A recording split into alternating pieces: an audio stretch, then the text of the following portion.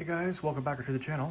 We're going to dismantle this PC to take the i3 processor and install this i7 processor. Now they say motherboards don't last as long as the CPUs because CPUs are built hardcore. We're going to find out because that is a used processor.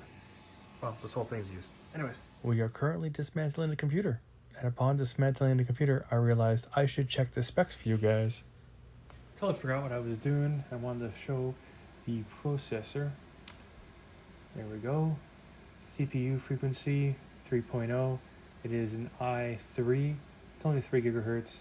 Nothing too spectacular. So I wanted to show we have the i3, 3 gigahertz, 16 gigabytes of RAM. And now we are free to actually dismantle the computer.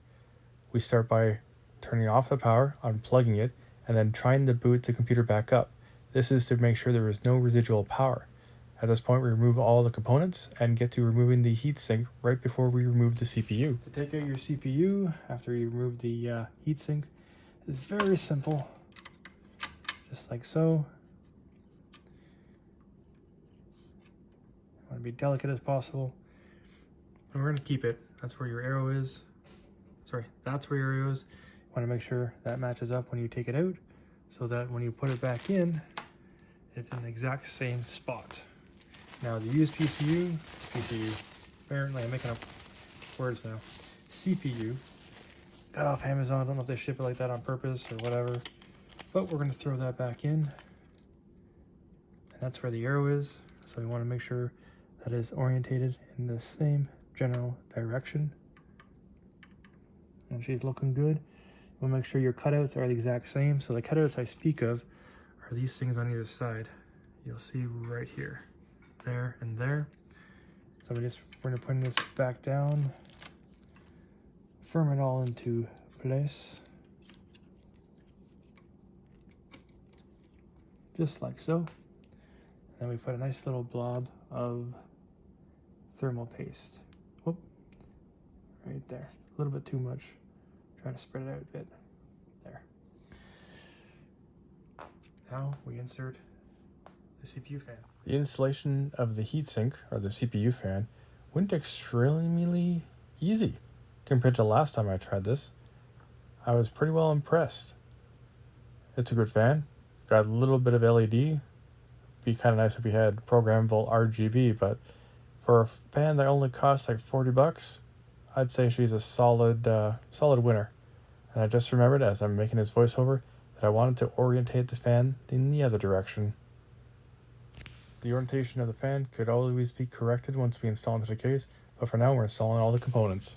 Now that everything's complete, it's time to boot it up, and we get to see the fruit of our work.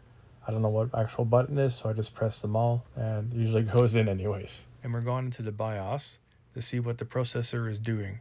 It reads 3200 megahertz or 3.2 gigahertz, which is pretty cool. It natively runs, or the processor natively runs at 2.9 gigahertz, which you'll see shortly, and under turbo, it runs at 3 gigahertz plus all the way up to 3.5, and that is at the processor's discretion. Going into the system, you'll notice that it is running at 2.9, which will be up here momentarily, with the 16 gigabytes of RAM. A pretty decent PC these days. It's not overly hardcore, but it will do a lot of tasks, and this one specifically will be for editing and recording audio. That's the CPU that we're going to place into the case so it is safe and protected. So we've gone from the 540 i3 to the 870 i7, and I wanted to show you them side by side, so to speak. And thank goodness you can find these websites online that have all the benchmark tests and all the specifications where you can have them sitting side by side. The i3 is a 2-core and the i7 is a 4-core or a quad-core. It shows the frequency and how they're able to handle the data. Obviously the i3 is a little bit less, but it's still fairly comparable. Now the reason why I chose to go from the i3 to the i7 is for editing purposes of audio. later on down the road, it might become a NAS. Being able to compare the i7 to the i3 is awesome. Gives the idea of the improvements we've just done to our computer. And I will say this will be an epic machine once it's finally complete for doing audio editing. That being said, if any questions, comments, concerns, please leave them down below. I'll get back to you as soon as I can. Peace.